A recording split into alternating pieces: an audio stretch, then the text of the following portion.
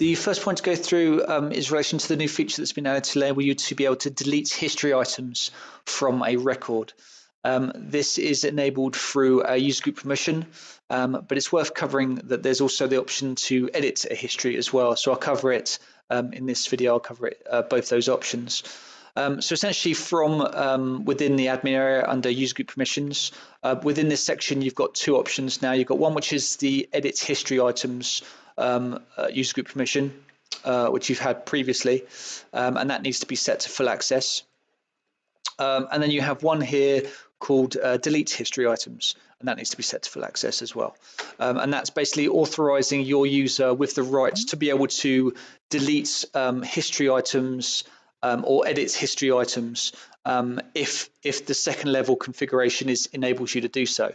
So this will give you the rights as a user to be able to run that workflow. But what you then need to do within the lookups area under history codes is actually signify which history codes should be allowed to be edited and also allowed to be deleted as well. Allow deletion, there's an option there. So against each of these different histories, you may have preferences to enabling someone to be able to edit them but not delete them, or delete them but not edit them, or basically just set those both to yes, and you can have free reign of the history table. So if I go to a contact record, and if I go to history here, what you can see is on selection of a history code that's been enabled to be deleted, you have this delete history option that's in the toolbar there on the right, and you can also see that the history is editable as well. You can edit the history. And if you were say on a diary entry, so this is a diary entry where you can't edit the diary entry, but you can delete it.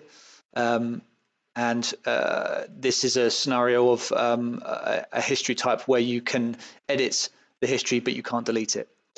So you always retains the fact that an event occurred, but obviously the history could be edited to amend perhaps the notes or the text or something in regards to that.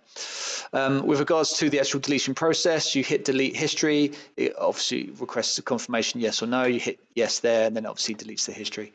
So you have now full configuration with regards to editing a history, deleting a history, specifying which histories can be deleted, which can be edited, and which ones are exempt from this kind of overriding authority as well, which one should be left alone in all circumstances. So hopefully that's given you all the configuration that you need with regards to managing and editing histories against the system.